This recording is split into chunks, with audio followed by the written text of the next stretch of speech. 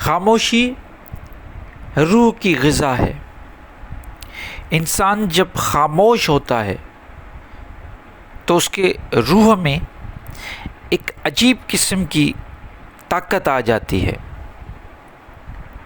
یہی وجہ ہے کہ صوفیاء اکرام نے، چاہے وہ کسی بھی مذہب سے تعلق رکھتے ہوں یا کلچر سے یا دنیا کے کسی بھی کونے میں رہتے ہوں، ان سب صوفیوں نے خاموشی کو روحانیت کی طاقت بڑھانے کا سب سے بڑا ہتھیار سمجھا۔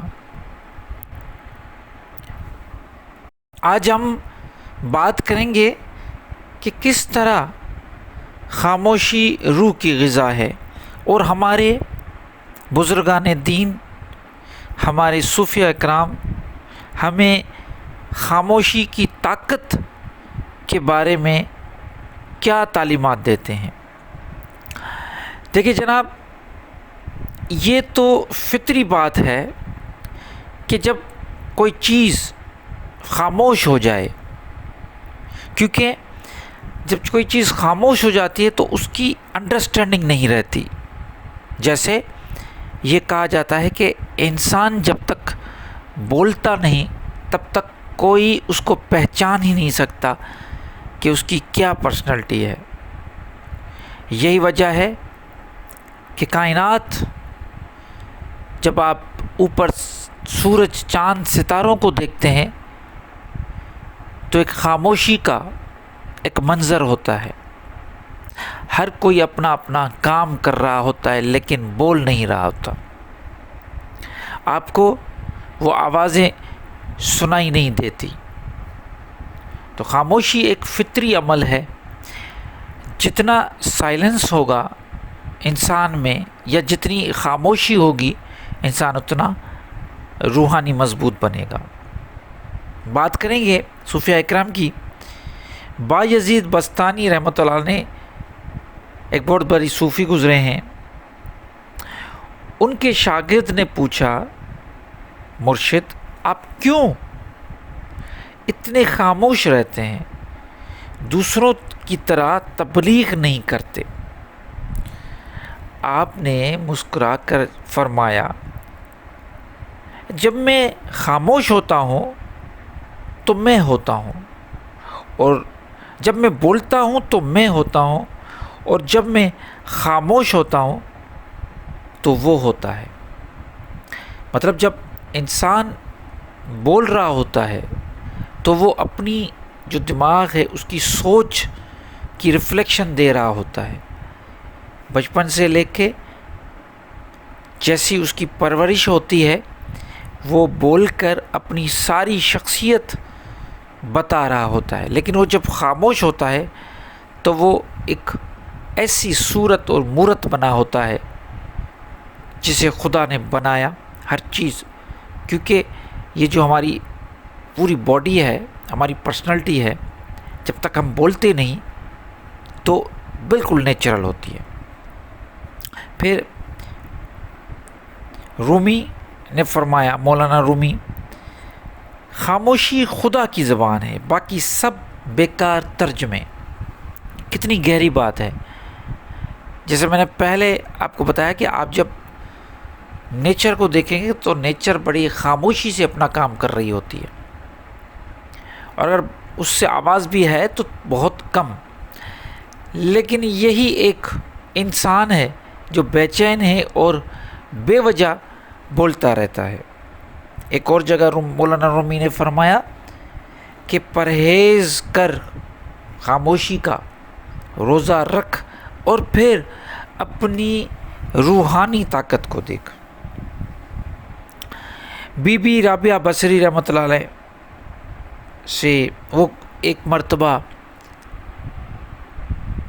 اللہ کی یاد میں عبادت کر رہی تھی، تو کسی نے دیکھ لیا اور ان سے جا کے پوچھا کہ بی بی آپ اللہ کی عبادت کر رہی تھیں، آپ نے دعا بھی مانگی، آپ نے نماز بھی پڑھی، آپ نے عبادت مختلف قسم کی لیکن بالکل خاموشی سے ایک بھی آواز نہیں آیا، مطلب نہ قرآن شریف پڑھنے کا، نہ کسی دعا کا، کوئی آواز نہیں آیا۔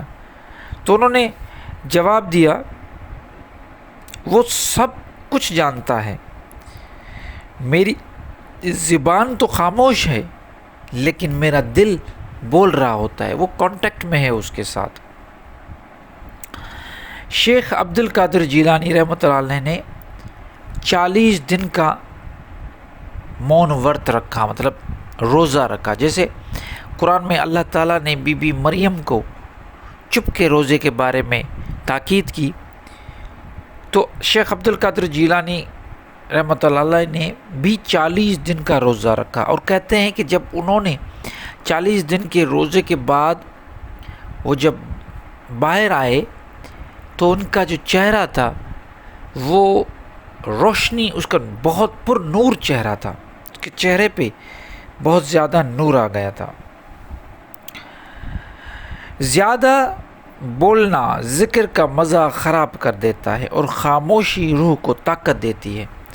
یہ شیخ عبد القادر جیلانی رحمۃ اللہ نے فرمایا کہ جتنا زیادہ بولو گے تو ذکر جو کرتے ہو اس کا مزہ خراب ہو جاتا ہے، اور خاموشی آپ کی روح کو طاقت دیتی ہے۔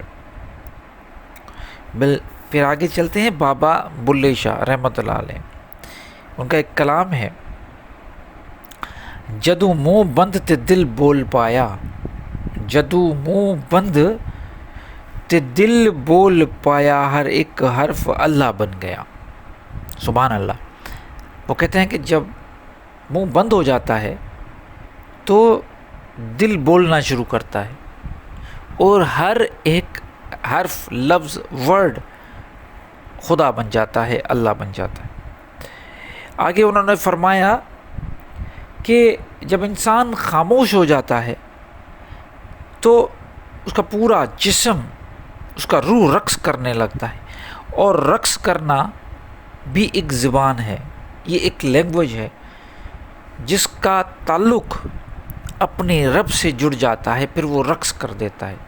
تیرے عشق نچایا کر کے تھیا تھیا، یہ جو عشق ہے اس میں جب رب کے ساتھ تعلق جڑ جائے، اور یہ تعلق خاموشی، جو انسان خاموش ہوتا ہے وہی اس تعلق کو جوڑ دیتا ہے، اور پھر وہ رقص کرنے لگتا ہے۔ اس لیے کہتے ہیں کہ تیرے عشق نچایا کر کے تھیا تھیا۔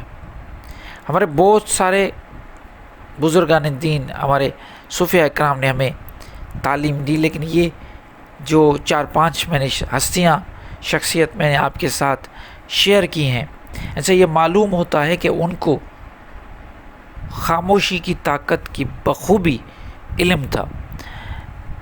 ہمیں خاموش رہنا چاہیے۔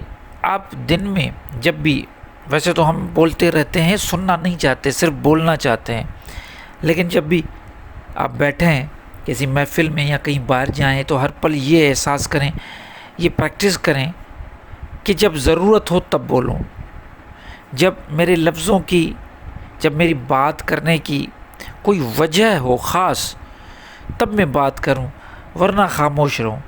آپ یہ جو میں آپ کو پریکٹس بتا رہا ہوں، ایک بالکل سادی سی ایک مشق ہے، ایک ایکسرسائز ہے، یہ آپ کریں۔ جب ضرورت ہو بولے، آپ دیکھیں کہ میری اب ضرورت ہے بولنے کی تو بولو، ادروائز چاہے گھر ہو، چاہے آپ کی آفس ہو، آپ کا بزنس ہو، کہیں پہ بھی ہو، ضرورت کے مطابق بولو۔ یہ 1-1.5 مہینہ آپ یہ مشق کرو، اس کے بعد آپ اپنے اندر ایک عجیب قسم کی طاقت دیکھیں گے، اور وہی اصل میں روحانی طاقت ہوتی ہے۔